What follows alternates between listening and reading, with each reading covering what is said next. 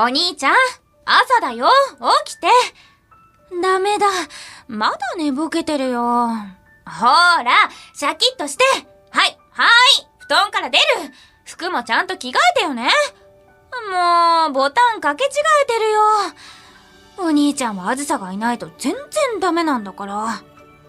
お兄ちゃん、今日もお仕事頑張ってね。はい。はーい。はい。これぞ仕事ですね。